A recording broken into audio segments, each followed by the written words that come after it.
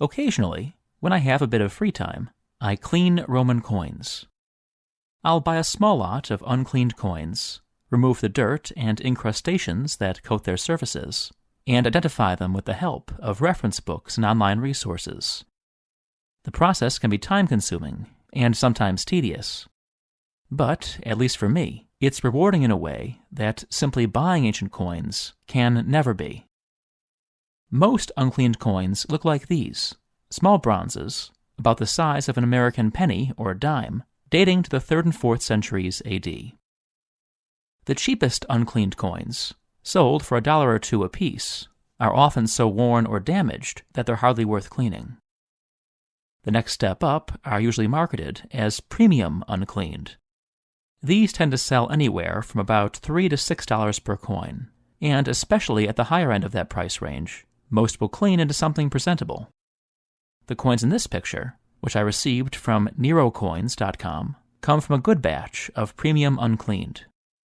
As you can see, none are broken or bent, and most have details visible. The best uncleaned coins, often marketed at about $12 or $15 a coin, are a more serious investment, but the payoff is that every coin is guaranteed to be a keeper, and a few will be truly remarkable. These examples, also from Nero coins, are a fair sample. No matter the caliber of the coins you're cleaning, you'll need a strong light source, preferably with a built-in magnifying glass. You'll also want a surface to clean on. I use a sewing mat, but a piece of cardboard or a towel works fine. The tools are simple: wooden toothpicks, a dental pick, and a scalpel or hobby knife. In this video, I'm going to talk about how to clean bronze coins. The techniques for silver are different, but since the odds of finding silver in an uncleaned lot are slim, I'll confine myself to bronzes here. When I clean, I try to follow a few basic practices, and the first and foremost of these is be patient. To clean a coin well, you have to work slowly and carefully. When I get a new batch of coins, I wash them in soapy water, gently brushing each coin with an old toothbrush. After rinsing the coins, I soak them in distilled water for at least a week, changing the water daily. I use distilled water because tap water contains dissolved minerals and is correspondingly less effective at loosening encrusted dirt. Many hobbyists used to soak their coins in olive oil, but that's fallen out of favor, since oil is messy, no more effective than distilled water, and can darken a coin's patina. When a copper alloy like bronze or brass is exposed to the elements, it gradually forms an oxidized coating. This is the patina, and every uncleaned ancient coin has one. Although the color varies, bronze coins buried in temperate climates tend to develop a greenish patina like the one pictured here. The patina is integral to the beauty, the value, and the stability of an ancient coin. Removing it not only strips a coin of its personality and much of its detail, it also exposes the coin to the catastrophic chemical decay known as bronze disease. You might encounter so-called desert patina coins. Although the patina of most coins buried in dry environments is dark brown or black, the actual surface is often covered with a thin layer of fine clay or hardened sand. Many cleaners like to partially preserve this sort of coating to accentuate a coin's details. But since almost all the coins I clean come from temperate places, I usually try to remove all the encrusted dirt. If you're lucky, at least some of that dirt will loosen in the initial distilled water soak. At a certain point, however, all the soft dirt will be gone, and you'll be left with a hard layer that doesn't respond to soaks and scrubbing. At that point, it's time for the real cleaning to begin. Before we start probing and scraping, a quick word about this video's sponsor. Blinkist is an app that provides text and audio summaries of thousands of nonfiction books, helping busy people understand powerful ideas in only 15 minutes. Blinkist makes it easy to survey the arguments of a long and complex book, like Kyle Harper's Fate of Rome. It can also be a useful way of previewing the contents of a book that you've heard about and would like to sample, like the Meditations of Marcus Aurelius. And finally, Blinkist can be an introduction to new works and authors. If, for example, you've never read Suetonius's Lives of the Caesars, the summary on Blinkist can be a gateway into that endlessly entertaining work. So, For a 7-day free trial and 25% off a premium Blinkist membership, follow the link in the description and start learning today. Back to coins. To remove hard dirt and incrustations from a bronze coin, you have to use tools. In this video, I talk about the 3 that I use most: toothpicks, a dental pick, and a scalpel.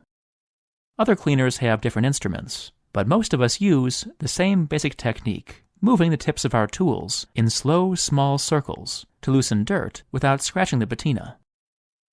I usually start with a toothpick. Although a toothpick won't do much against hard incrustations, it can be surprisingly effective on hardened dirt, especially when you're trying to clear an inscription. The best thing about a wooden toothpick is that it almost never harms the patina, especially if moved in those slow, small circles. When dirt doesn't respond to toothpicks, I often try a dental pick to see whether the metal tip makes more headway. My tool of choice when cleaning coins, however, is a scalpel with a curved blade. You have to be careful with a scalpel, both to avoid cutting yourself — scalpels work best when they're razor sharp — and to avoid damaging your coin. Here again, whether shaving a surface with the blade or clearing an inscription with the tip, small circles work best. There are plenty of other tools, of course, but in general, if I can't clean a coin completely with picks and scalpels, I just put it back in distilled water and brush it occasionally with an old toothbrush, hoping to loosen the remaining dirt. If you look online, you'll find all sorts of suggestions for using everything from lemon juice to copper cleaning products on ancient coins. These can be effective if you know what you're doing, but there's no magic bullet, and each method has its own risks. For those new to the hobby, it's very easy to reduce a good coin to a worthless corroded disc in a few minutes. I never use chemicals on any decent coin, and I'd encourage you to be equally cautious. Just to illustrate the process, I'd like to show you an example. I got this coin from Noble Roman Coins. I could tell from its size and thickness that it was an early imperial bronze, but only a small part of the reverse, shown here, was visible. The entire obverse was covered. After soaking the coin for a week, I began using a toothpick to remove all the loose dirt. Then I started working with a scalpel, gently scraping at the rock-hard layer that coated the coin's surface. Details slowly came to light.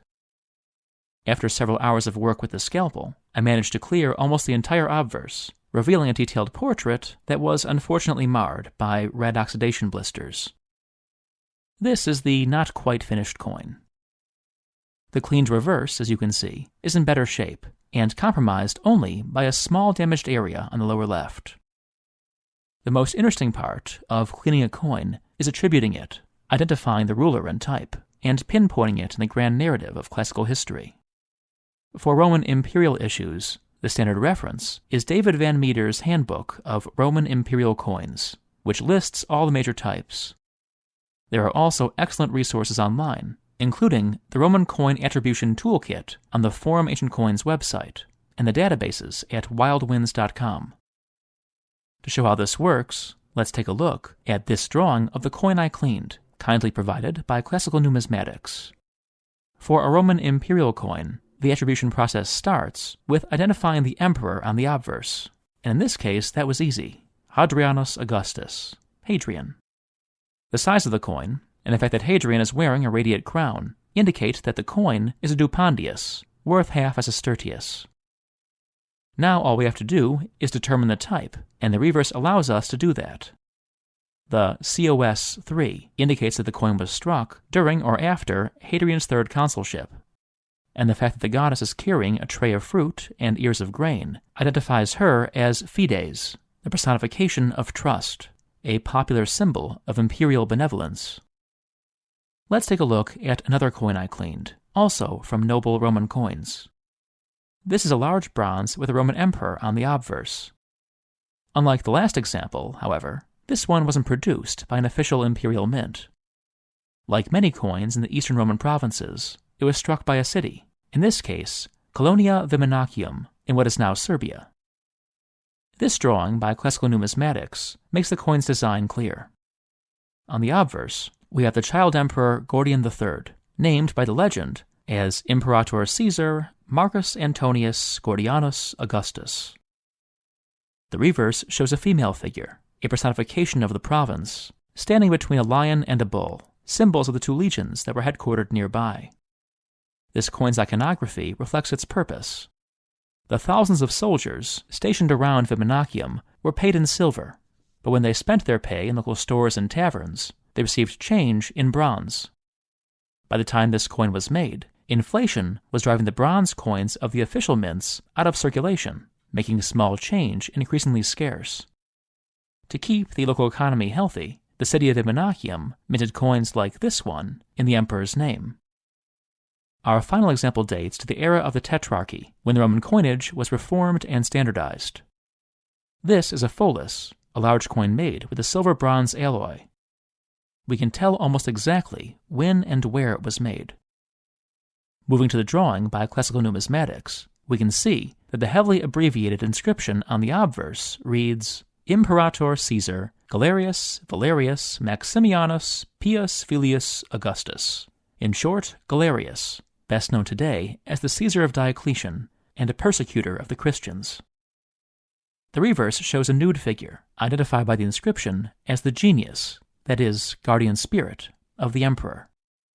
The letters below the figure's feet are mint marks, indicating that the coin was struck in Heraclea, in what is now western Turkey.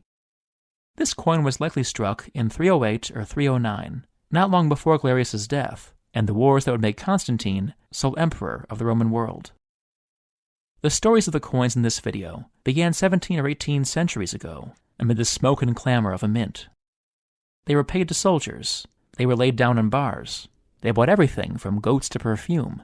They were surrendered to taxmen. They crossed provinces and seas. Somehow, they were lost and buried. And ultimately, improbably, they ended up on a YouTube video. For their assistance in the making of this video, I'd like to thank NeroCoins.com and Noble Roman Coins. Kevin at Noble Roman Coins was especially generous with his time and expertise. I'd also like to thank Classical Numismatics for their excellent drawings of the coins featured in the attribution section. Thanks for watching.